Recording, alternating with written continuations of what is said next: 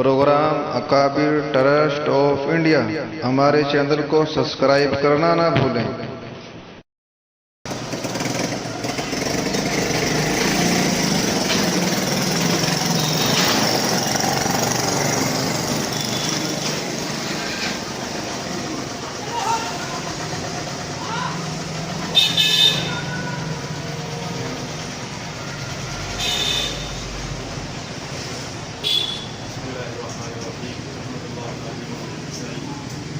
پہلے تو میں خالی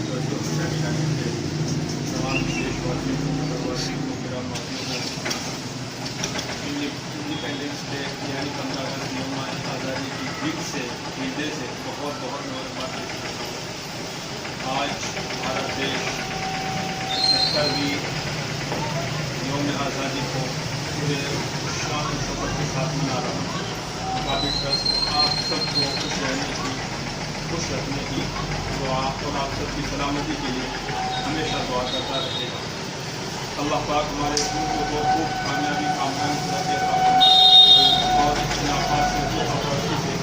دیش کو کامیابی فرمائے۔ آج جب ہم 70ویں ورش کو یوم آزادی کو منا رہے ہیں تو اس یوم آزادی کے موقع پر ہم اپنے ان دیش واسیوں کو، ان شہیدوں کو جنہوں نے اس دیش کے خاطر اپنے آپ کو قربان کیا ہے، انہیں یاد کریں گے۔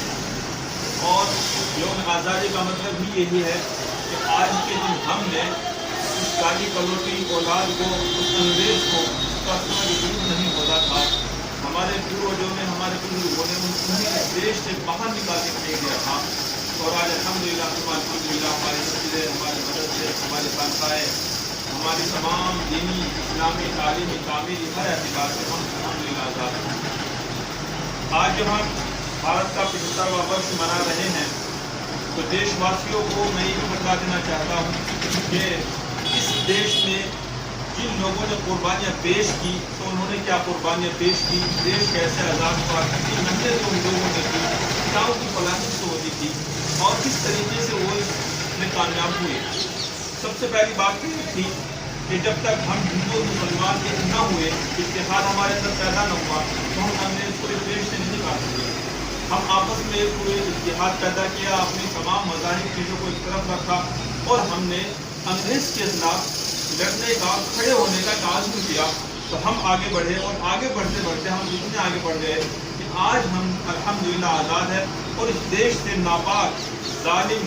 اور جابر قوم جو انگریز کے نام سے تھی، جو کھلے طور پہ ظلم کرتے تھے، ہمیں غلام سمجھتے تھے، ہم نے انہیں دیش سے باہر پھینک دیا۔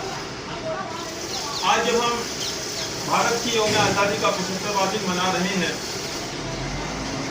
تو میں آپ کو بتا دوں کہ مسلمانوں نے اس دیش میں بہت محنت کی ہے، بڑی کوشش کی ہے، اور اپنے خون جگر سے اس دیش کو سینچا ہے۔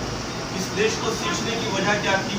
کہ ہمارے علماء، ہمارے بزرگان دین یہ چاہتے تھے کہ اس دیش میں تمام مذہب کے لوگ رہ کر کے اپنی اپنی عبادات، اپنی اپنی پوجا، اپنی اپنی عبادات، نماز ادا کرے تاکہ وہ آزاد رہے، غلامی سے ہم نکل جائے۔